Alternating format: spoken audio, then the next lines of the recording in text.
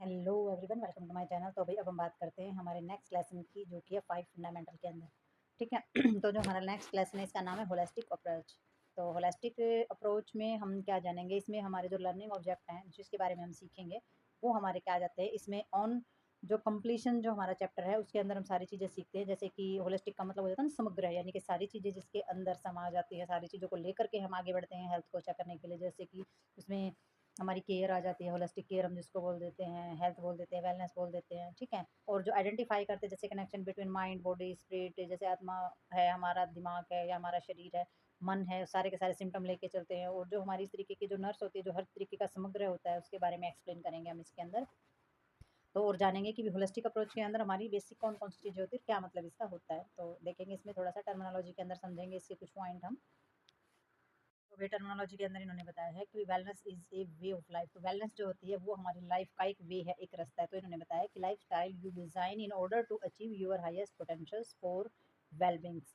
तो इन्होंने बताया है कि भाई हम जो हमारी जो लाइफ है उसकी जो हमारा लाइफ स्टाइल उसको हम अगर अच्छे से डिज़ाइन करते हैं कि हमने किस तरीके से कैसे कैसे जीना है, क्या क्या दिनचर्या हमने रखनी है, तो उसको डिज़ाइन करके आप अचीव कर सकते हैं हाईएस्ट पोटेंशियल्स के साथ। आप अपनी वेलबिंग्स यानी कि अपना कल्याण, अपनी स्वस्थता, अपने स्वास्थ्य को अचीव कर सकते हैं। ठीक है। लेकिन उसके लिए आपको क्या करना पड़ेगा, आपने अपने लाइफ़स्टाइल को अच्छे से डिज़ाइन करना पड़ेगा। तो इसमें मेजर डायमेंशन कौन से हैं, 5 डायमेंशन बताए गए हैं हमारे मेजर। इसके अंदर कौन-कौन सी चीज़ें जो हैं वो आपने इसमें समग्र यानी कि आपने इसमें होलिस्टिक चीज़ें जो है वो डालनी पड़ेंगी, जिसकी वजह से आप जो है इस डायमेंशन को कवर करेंगे। न्यूट्रिशन आपका बेस्ट होना चाहिए। ठीक है। फिजिकल अवेयरनेस होना चाहिए, यानी कि अपने शरीर के बारे में पूरी जानकारी होनी चाहिए कि आपके शरीर को क्या चाहिए, ना कम और ना ज़्यादा, इन चीज़ों में बैलेंस रखेंगे। स्ट्रेस रिडक्शंस आपको पता होना चाहिए कि आपको किसी भी तरीके की चिंता है, किसी भी तरीके का स्ट्रेस है, उसको किस तरीके से ख़त्म करना है, यानी कि स्ट्रेस लेस कैसे रहना है आपने।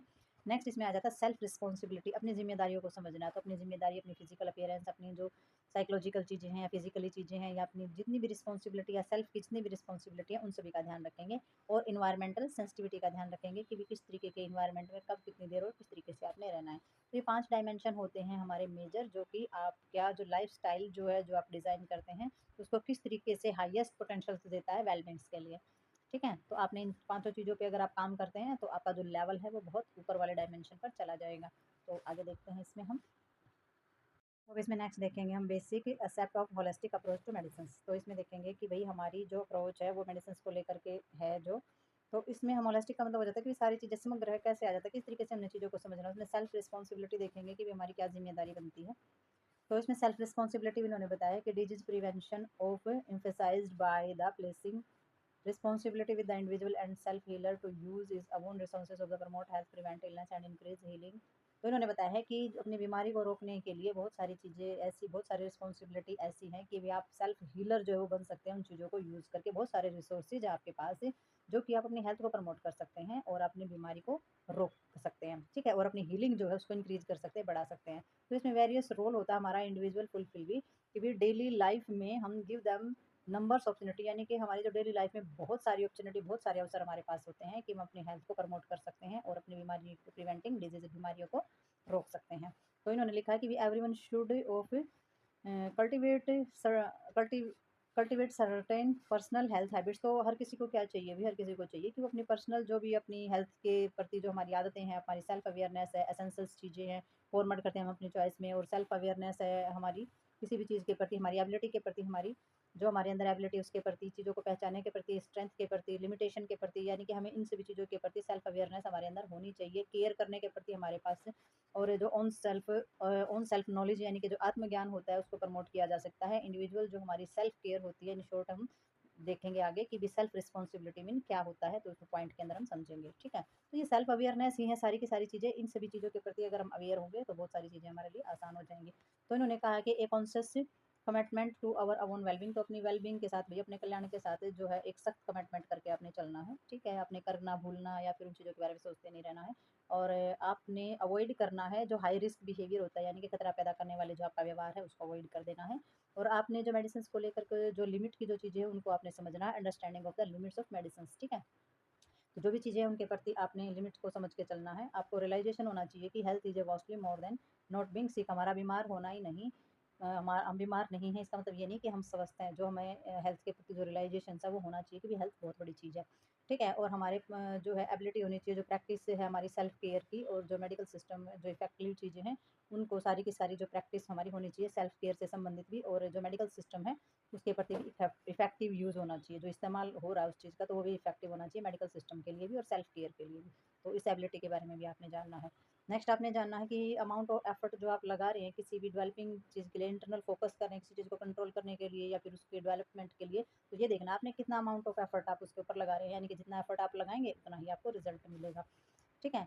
और आपकी जो वेलबिंग्स है, your wellness willingness and allow other the find their own path, तो आप कितना, आपके अंदर कितनी इच्छा है कि भाई आप दूसरों को भी उनका जो पाथ है उस पर बढ़ने की, या आपने जो मीनिंग ढूंढने हैं या जो अपने पाथ को जो ढूंढना है उसके लिए काम कर पाते हैं, सहयोग दे पाते हैं, ठीक है। तो आपके अंदर कितनी इच्छा है कि आप लोगों को भटकाते नहीं, अवेयर करने का काम करते हैं कि लोग अवेयर हो जाएंगे तो वो अपनी सुरक्षा और सेल्फ केयर करना स्टार्ट कर देंगे, तो वो चीज़ आपको समझानी है।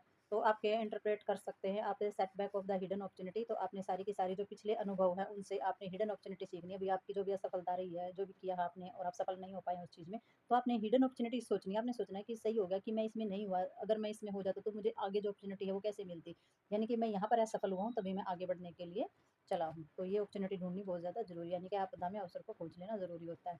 और your commitment is the addict no means belief, तो आपके अंदर कितनी क्षमता है कि भाई आप के अंदर ये विश्वास, ये धारणाएं खत्म हो जानी चाहिए कि भी मैं नहीं कर सकता या मैं असफल हो जाऊंगा। तो इस तरीके की नो विन बिलीफ जो है वो कमिटमेंट आपने खत्म कर देने हैं, अपने अंदर से उन धारणाओं को हटा देना है, मिटा देना है, ठीक है। तो वही नेक्स्ट पॉइंट देखेंगे हम इसके अंदर। तो ये सारे के सारे जो पॉइंट हैं ये तो आपके होने ही चाहिए एक सेल्फ रिस्पॉन्सिबिलिटी के अंदर, यानी कि सेल्फ रिस्पॉन्सिबिलिटी का मतलब ये नहीं होता कि मुझे खाना, मुझे नहाना है, मुझे मेरे कपड़े साफ होने चाहिए, मेरे बाल साफ होने चाहिए, ये मेरी रिस्पॉन्सिबिलिटी नहीं।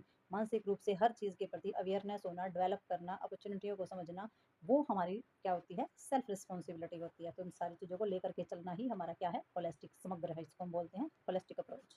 तो आगे देखते हैं इसमें।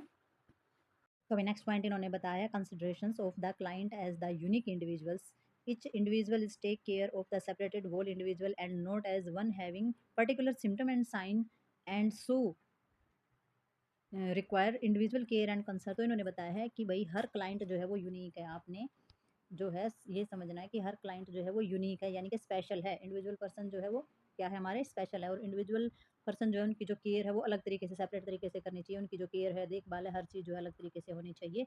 किसी के साइन और सिम्टम्स एक जैसे नहीं होते हैं। हर इंसान को उसकी जो रिक्वायरमेंट है उसी के हिसाब से उनकी केयर करनी है, उसी के हिसाब से उनको कंसर्न करना है। यानी कि हर एक इंसान, चाहे उनको बीमारी है क्यों, लेकिन हर पर्सन अपने आप में एक इंडिविजुअल होता है, तो उनको अलग अलग तरीके से ही हैंडल किया जाना चाहिए। तो आगे देखते हैं इसमें।